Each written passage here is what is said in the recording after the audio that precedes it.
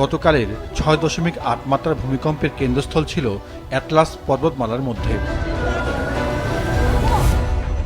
ওই অঞ্চলে অনেক দুর্গম গ্রাম রয়েছে, যেখানে উদ্ধারকারী দল পৌঁছানো যথেষ্ট কষ্টসাধ্য। তারপরেও ব্যাপক ক্ষয়ক্ষতির মুখে পড়া শহরগুলোর একটি আল হৌজে উদ্ধার কাজ চালিয়ে যাচ্ছে কর্তৃপক্ষ। স্বরাষ্ট্রমন্ত্রী জানিয়েছেন, অনেক পরিবার ধ্বংসস্তূপের নিচে আটকা পড়ে আছে।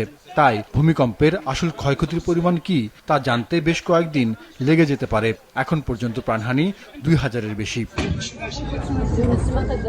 মৃত্যুর মিছিল ক্রমেই দীর্ঘ হচ্ছে। ভূমিকম্পে ক্ষতিগ্রস্ত মরক্কোর মধ্যাঞ্চল এখন ধ্বংসস্তূপ।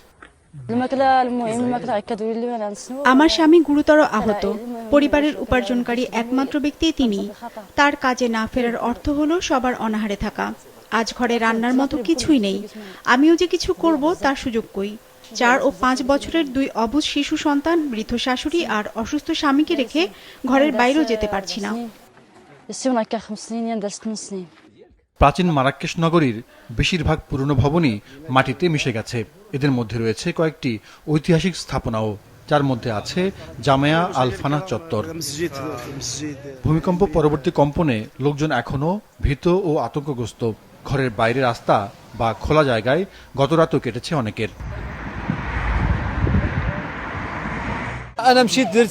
আমি ঘরে ফিরে দেখি দেয়াল ধসে পড়েছে, সব জায়গায় ভাঙা টুকরো ছড়িয়ে আছে। এসব দেখে ঘুম আসছিল না। আবার রাস্তায় চলে এসেছি। ভবন পুনর্নির্মাণ ছাড়া সেখানে বসবাস সম্ভব না। বিশ্বের বিভিন্ন দেশের নেতারা ভূমিকম্পে প্রাণহানি ও ক্ষয়ক্ষতির জন্য সমবেদনা জানিয়েছেন, আশ্বাস দিয়েছেন প্রয়োজনীয় সহায়তার। এরই মধ্যে জার্মানির উদ্ধারকারী দল মরক্কো পৌঁছেছে। সহায়তা পাঠানোর ঘোষণা দিয়েছেন তুর্কি প্রেসিডেন্ট রিসেপ তাইপ এরদোয়ানও। বৈরিতা ভুলে সহযোগিতার হাত বাড়িয়েছে আলজেরিয়া। ত্রাণ ও উদ্ধারকারী দলের কাজ সহজ করতে আকাশসীমা ব্যবহার করতে দেবে দেশটি।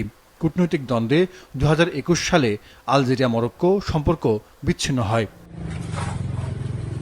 আটলান্টিক মহাসাগর ও ভূমধ্যসাগরের উপকূল রয়েছে মরক্কোর সীমানায়।